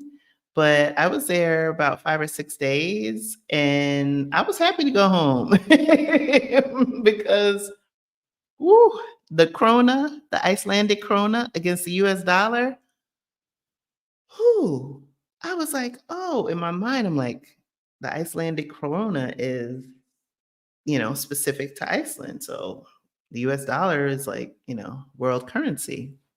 Mm-mm. That krona is strong. So I was like, mm-mm, mm-mm. So no, moving abroad on its own is not always cheaper than your home country. But again, it goes back to understanding your why. If you're just moving for financial reasons, that might not be enough to sustain you through the challenges that you will ultimately encounter and face on this journey. And so being clear on your why, and I say it all the time, is so important. Um, Another one, you must be rich to move abroad. No. I have had conversations with people on the Blaxit Global podcast, on this platform as well. who are on all different spectrums of the income band. There are people that are digital nomads of all ages. It's not just a Gen Z thing. And people who are millionaires either became, over time since moving abroad, or were at that number prior to their move. They've done FIRE, financial independence, retire early. We've talked about it in different episodes. Actually, the season 5 premiere of the Blaxit Global podcast, I had Kirsten and Julian of Rich and Regular talk about their book, Cashing Out, Win the Wealth Game by Walking Away. So there's a lot of great resources focused on financial independence, but you don't have to be rich in order to move abroad. Yes. Thank you. Yes, hit the like button. Hit the like button. Uh, healthcare abroad is always inferior. Mm-mm-mm. I do recommend that when you're on a scouting trip, if your time permits, because I know some people do a week, some people do 3 weeks, some people do a month. But if you're on one of the longer scouting trips and you're kind of serious about the country that you're considering, because a lot of countries allow you to pay out of pocket versus US, like you have, insurance and you still have to pay out the behind. Like my daughter's having her wisdom teeth taken out. And I called yesterday to get the amount, and I was like, it was like my half. It was like almost $2,000. I'm like, wait, what? Heh, heh. And that's with insurance. Um, so I went to the dentist. I've been going to the dentist almost every week since I've been here to work on some alignment issues. I have ringing in my ears, got whole upper thing going on, and so I was talking to her yesterday. I went Wednesday and I went Monday to the dentist. Monday was for a cleaning, and Wednesday was just for a check-in to see like about my alignment. She was like, "Oh wow, like it's improved," um, which was great. Physical therapy has been helping. And so I got my teeth cleaned on Monday, and so it's the first time I got my teeth cleaned. And so, like I said, abroad, not ever. I need to finish the sentence, finish the thought. So I recommend you going to a service provider, a healthcare service provider in the country that you're considering. This will help you kind of gauge. Medical tourism is also a thing. And I did a video a few months back with Lynette, who shared her medical tourism experience getting dental work done in Colombia. I've been going to this dentist, like I said, since September. And it was on the first visit, and they're like in my mouth and taking pictures and molds and stuff because I'm trying to get this alignment thing resolved. And she tells me, she's like, "Oh, yeah, one of your teeth is backwards." And I'm like, "What? What do you mean it's backwards?" Like, I get my teeth cleaned every 6 months. I've had orthodonture. I've had, my wisdom teeth taken out. Like I've had people in my face for decades. Why is this the first time I'm hearing this? And so she showed me, and I was like, damn it, it is. Why, boo? Why? What? So that was the first. Then I go for my cleaning on Monday because I was supposed to get a cleaning before I left, but then they were like, "Oh, with the insurance, like, I don't know, whatever." So I said, "Forget it, I'll just get it here." So he sits me down. It was the dentist himself that performed the cleaning. Usually in the States, it's been my experience that it's a tech, and then the dentist comes at the end, looks at the scans or looks at your teeth, and has like 5-minute conversation and you get a bill. Nope. Is the dentist and then the tech. He said, "Oh, let me put these glasses." He gave me goggles. I was like, "What?" Hmm. Then they go to put the bib on and everything. I'm laying down. And he's like, "Oh, took some Vaseline. I only put to protect your lips." What? Then every instrument he's putting in my mouth, he explains what it is, what it's gonna do, what it should feel like. What? Then when all was said and done, and this is, I pay out of pocket and then I go through my insurance. 65 euros. What? What? Mm-mm-mm. Don't listen to America. Because this is what I say about this. And I've been, like I said, contemplating certain things and like thinking about things more in depth. And I said, okay, if America is so great, or our healthcare system is so great, why is the Black infant mortality rate high? Now, remember going back to what I said before about once being 50% of the population, now being 13. Why is Black maternal death so high in this country? Okay. Why?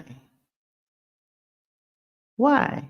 And if healthcare is so great in America, why is it that no other country, and there's 195 of them, why is it that no other country is taking up the system?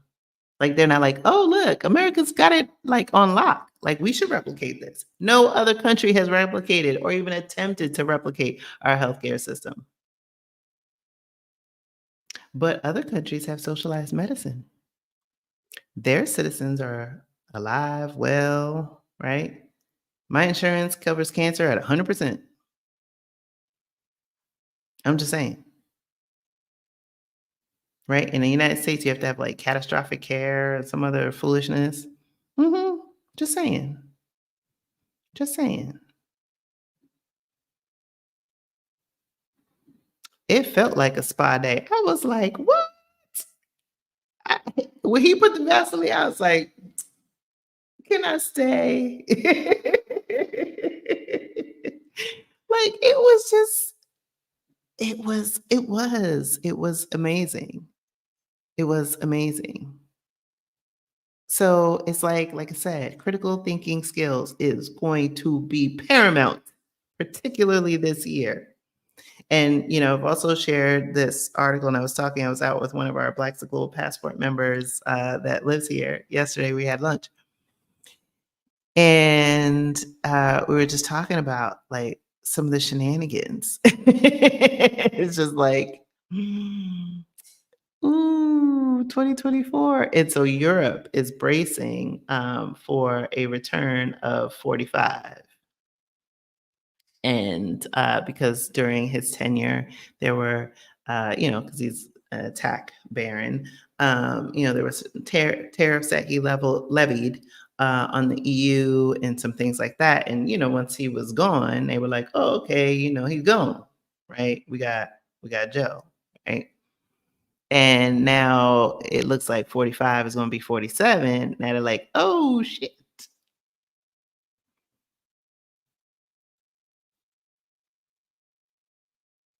Wisdom and discernment. Wisdom and discernment. Even the food and beauty products have chemicals in the United States and are banned in the EU. Absolutely. Yep. There's so many foods that I cannot buy here, or they sell it here, but the ingredients are obviously different because the EU won't permit, like the ketchup. It's Heinz ketchup, but it's definitely like different. Like the taco stuff is, like I said, the ingredients are appreciably different. And there was an article, actually, I was sharing it with my mother and um, one of my friends today. It was on CNN. And so there was an article about ultra processed food in America, which apparently, according to this article, and look it up on CNN, 75%, according to this article, it's I just read it a couple hours ago, so it should still be on the homepage. 75%, 75% of the US food system is ultra processed. I was like, "Wait, what?" But that wasn't bad enough. In the article, it said that, and they call it, is it sludge? The slurry, that's the word. So, basically, because the food is ultra processed, it has been broken down to its molecular structure, right? The ingredients, the foods, etc., and then like basically rebuilt and repackaged to a new food. And then you add sugar and salt and some other chemicals, and it makes it more palatable for your senses. And so you start to consume and overconsume. And this ultra processed food bypasses, the human wiring, because we're not built to eat ultra processed foods. And so the switch in your brain, the hormone that would kick in normally to say, hey, you're done eating, doesn't kick in till much later, until you've consumed almost double the amount that you would have had these ultra processed foods not existed. And the kicker for me was that ultra processed foods, because they break it down to their molecular structure, is considered pre-digested food. I was like, what? So basically, it's no different than you probably seen these like Nat Geo videos and stuff of like cows regurgitating, and then because they have 5 stomachs, right? And they eat grass and regurgitate and then eat it, and, or mother birds eating up a worm and then put it in the baby bird because they've done all the chewing and stuff. And so they make it is no different. And so again, because it's been, broken down to its molecular structure and it's a slurry, it's pre-digested. So your body, A, isn't working as hard, and not working so hard, it's not giving the right signals that it normally would. And so that's why we are seeing obese people, people that are bigger than they probably should be, because and because that society also puts it on the person. Oh, you need to work out more, which Americans do. I mean, they're very sedentary, but you need to work out more. Never mind that you're chained to a desk for 10 hours a day and you can't get up and walk around and move around. I certainly had a hard time, and that's why I wanted to move to a state or a country that was in a city that was walkable. But you put the blame on the person who's consuming the food and not the manufacturers or the country who's rubber stamping this. Again, wisdom and discernment. Mm-hmm. Mm-hmm. Yes. And sick people make money, right? Sick people make money. Not yeah, the baby bird. The baby bird. I was just like, "What?" You gotta read the article. I was like, "This is crazy." Yeah, yeah.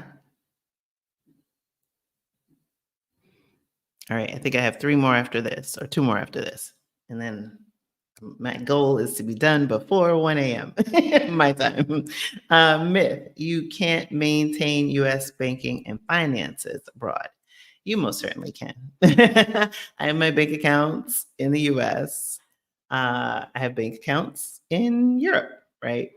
Um, it was definitely a different process to open up a bank account here as a non-resident at the time. And so that was very different than, I've opened up accounts in the US. Like I get on my laptop and I'm just like, okay, go to, this financial institution, put my name, social security, date of birth, blah, blah, blah, contact information, I'm done. Very different in Europe. There's fees also for banking.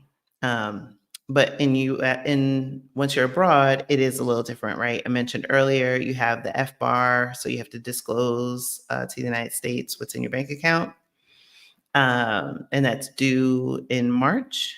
If you do not do it, it's a disclosure. But if you do not do it, it's a $10,000 fine.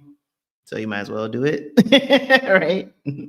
Um, and there was a period in 2021 where there were financial institutions that were closing down bank accounts of Americans overseas because of like FBAR and the requirements, because you're putting, you being the United States, is putting a burden on other countries to report basically what's in the accounts of its citizens in those countries. And the United States is well resourced, but these other countries are not. And so some financial institutions were like, it's not worth the headache. But that is to say that you can, that's not to say you can't have your own banking in the United States. Like once you leave, you have to close all your accounts. No, because I still have like today, I paid my phone bill for my US phone, which I'm gotta tend to that. That was just something that I didn't want to deal with in the last like little bit. I tried Mint Mobile, but that was a hot damn mess. And so as soon as I switched it over, like literally within the hour, I canceled the service. It was horrible. Um, and so I still have to find a proper service provider, but that was like the least of my worries. But yeah, still had to pay my phone bill. That's pretty much it in terms of anything that I'm like in the US. But yeah, you can still maintain your bank accounts. It's not like it's a all or nothing. Another myth, all locals dislike immigrants slash expats.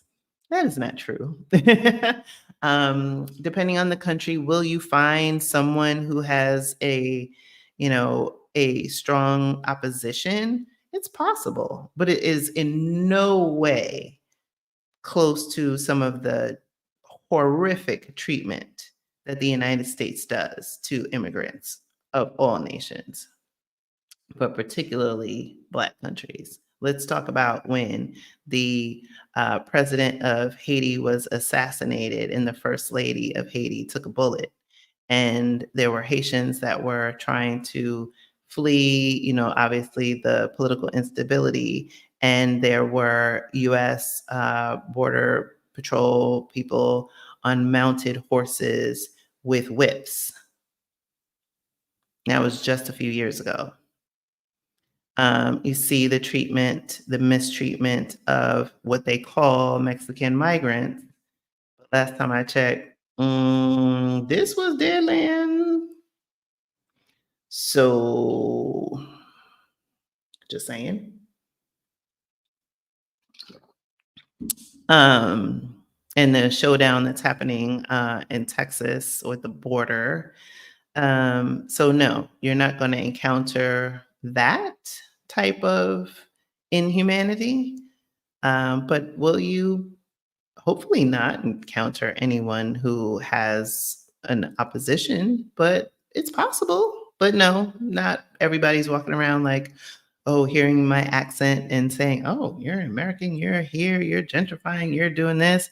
Oftentimes, every time, even my daughter was saying, I think when you saw her in the video last week, and that was her first time in Portugal. She was like, oh, people are so nice. People want to know, like, oh, wow, you're from America. Why would you want to move here? And, they're genuinely interested. I mean, and that's also been the case in every country that I've been to. And I've been to now like 18. Um, and once I get my residency card, I'll be back in these streets. But until then, we're holding at 18. But no, they're not nowhere near the way they mistreat people in the US. And last but not least, myth, cultural adaptation is a one and done. Mm-mm. Every day I'm challenged. And when I think I've unlocked a new level, I get humbled. Case in point. So when my daughter was here, well, let me rewind. A few months back, when I first got here, one thing that I like to eat is ground turkey. I'm not really a ground beef person, but I've had to adapt since being here. So I was like, okay, I'll go to the butcher because that's another thing that's different. I mean, I remember that when I was a kid, we had a butcher, but as you grow, it's different. So I was like, oh, I'm excited. I'll go to the butcher and get some ground turkey. And so I asked for ground turkey, what I thought was ground turkey, because I knew the word for turkey in Portuguese is peru. So I was like, okay, I'm going to get some peru. And they're like, and I said, wait a minute. No, I was like, ground. So the first time this happened when I first moved here, he's like, ground. And I said the word, I put it in my translate, and they had the blank stare. And so I resorted to my sign language, and I was like, "Urgh." And he was like, "Oh, okay." And then went, and then the next trick question was a kilo, and I was like, and then I'm like, I don't even know, right? They're on the metric system. I don't know how much a kilo is. I don't know how much a kilo is in pounds. So I was like, half a kilo. So I got that part right. So then, because of that experience, I was like, I'm not going to. I need a little bit more Portuguese under my belt before I go back to the butcher. I was too intimidated. So when Maya was here, we went, and I was like, okay, I had this dish that we used to eat, and so I said, okay, I'll make it. I'm gonna go back, and I got a little courage, right? Because I got my daughter with me. And I look in the app, and I say the word, and he's like, Portuguese. And I'm like, oh man, bro, I can't do it. I can't do it. So then I give him the app, and I just show him the phone, and he's like, Portuguese. And I'm like, "Urgh." And so this other man clearly saw that another butcher came over. He clearly saw I was struggling. I don't know if he thought the other guy was busting my tatas. I'm not gonna say busting my balls because I don't have them. I was like busting my tatas or what? But he came and helped me, and we got through it. And then I got my ground turkey, and Maya was laughing, but I'm gonna conquer this butcher. They gonna see me again. But it was great. Like I got done. The lady checked me out. I did the rest of the transaction in Portuguese because I could do that. But it was just like that word. Even I asked my Portuguese friend, and she was struggling with she was like, wait, what is the word for ground turkey? So I was like, okay, clearly I'm not the only one. But all that is to say is that you will be dealing with challenges every day as you acclimate. And if you come at it from a place of being open and learning and looking at it as a growth opportunity, you will have the right mindset to push forward and overcome. So that was my list, y'all. That was my list. Uh I will go back into the comments. Let's see, and tackle just a few of these questions. Um, so, Jackie, there is a video that I did. I had Lynette on, I believe it was I still, yeah, I was still in the States. So, it probably was about 6 or 7 months ago. You should see it on the channel. It's called Medical Tourism. And Lynette shared her experience with dentistry in Colombia. And Greta, nope, I had my bank account before I had my apartment because you need to have your bank account, your NIF. Like I had to have all these other documents before I could even get my apartment. So that was the other thing I had to adapt to. And then in Portugal, you pay I don't know if it's in every EU country, but in Portugal, you don't pay your rent in the month that you are enjoying the apartment like you would in the States, right? February 1st, you're paying February rent. No. here, I paid my rent today, and that is for, excuse me, the next month, for March. It is not for the current month because I paid for that last month. Mint Mobile was a mess. I was trying to connect it. It was like service was bad, like literally. It was a mess. I was trying to connect to my phone and my mom's phone, and it was a mess. So I was like, okay, and the customer service was horrible. And I pay a lot for Verizon, but I will say that if I have an issue and I need to get somebody, they answer the phone, right? If I have something, and so it's like, all right, I'm not ready to deal with that. So at some point, I will. One of our members actually used iPlum, so I'm going to circle back with her on that one and see how her experience has been since she's been here. Do you need to maintain a U.S.? Yes. Do not change your U.S. bank account address. Mm-mm-mm. Don't do it.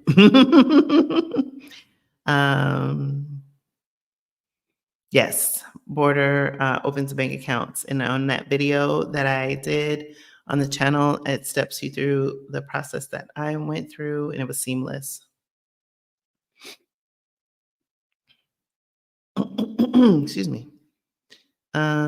Let's see. Yeah, I love the stories. Thank you. Thank you. Yes, hit the like button. Um, thank you. And it was good seeing you when you're here.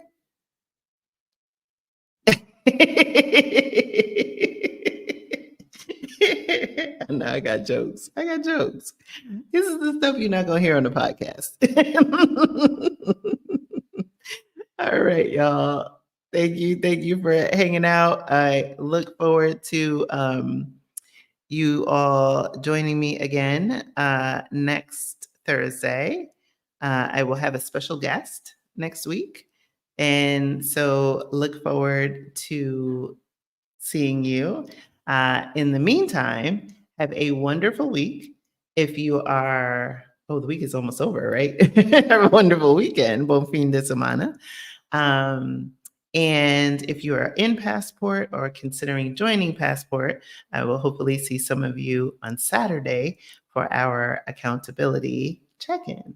So till then, be well, use your wisdom and discernment, and I will see you next time. And be sure to listen to the Blaxit Global podcast.